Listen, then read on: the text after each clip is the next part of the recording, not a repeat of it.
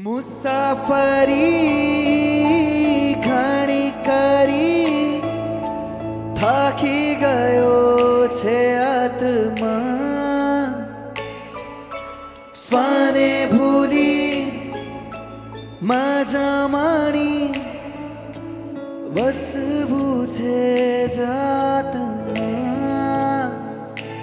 પલટાઈ જશે રંગો બધા, છૂટી જશે સંગો બધા પલમાં.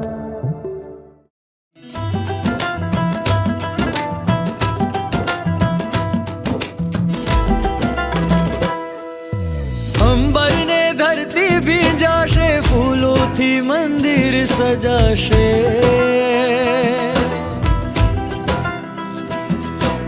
સ્વાગતમાં વાજિંતર ગાશે, શુકનમાં શ્રીફળ અપાશે.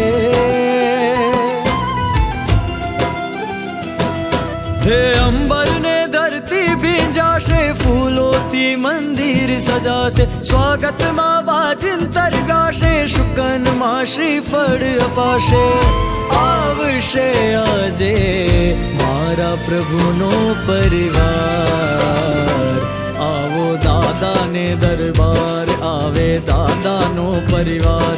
જોવા આવે નર ને નાર, આવે દાદાનો પરિવાર. આવો દાદાને દરબાર, આવે દાદાનો પરિવાર. જોવા આવે નર ને નાર, આવે દાદાનો પરિવાર. આવો દાદાને દરબાર. સુવિધાઓ મળ્યા પછી, અનુકૂળતાઓ મળ્યા પછી એમ થાય કે 50મી એનિવર્સરી કે લગ્ન જીવનની તિથિ ક્યાં મનાવીએ, તો જગત જોતું રહી જાય. જગત આવીને કહી જાય કે આવું તો મેં વિચાર્યું નહોતું, ત્યાં આવીને મનાવીએ. પણ હૃદયમાં ધર્મ હોય તો શ્રાવિકા શિલ્પાબેન એમ કે એનિવર્સરી ક્યાં મનાવવાની, તો કે જગતપતિની દ્રષ્ટિ આપણા ઉપર પડે ને ત્યાં આપણે મનાવવાની. આજે હું દેહથી તમારી વચ્ચે હાજર નથી, પણ આત્માથી, ભાવથી અને અસંખ્ય સ્મૃતિઓ સાથે હું આજે પણ તમારા સૌની સાથે જ છું. આજે અમારા લગ્ન જીવનના 50 વર્ષ પૂર્ણ થવાનો આ પાવન અને સ્મરણીય પ્રસંગ છે.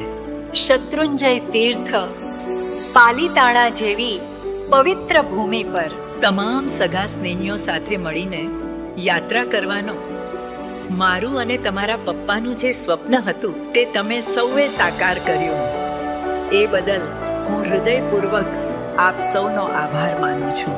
પ્રિય શ્રાવક, આજે આપણા લગ્ન જીવનના 50 વર્ષ પૂર્ણ થયા, તે તેની તમને ખૂબ ખૂબ શુભેચ્છાઓ પાઠવું છું. મને ખબર છે કે લગ્ન જીવનની 50મી ઉજવણી પહેલાં મારી અચાનક વિદાય તમારા માટે અત્યંત દુઃખદ રહી, પણ આનું નામ જ જીવન છે. કોણ ફા, ક્યારે, કેવી રીતે ખાધું, એક્ઝિટ લઈ લેશે, તે કોઈને કાંઈ સમજાતું નથી. આવશે આજે મારા પ્રભુનો પરિવાર.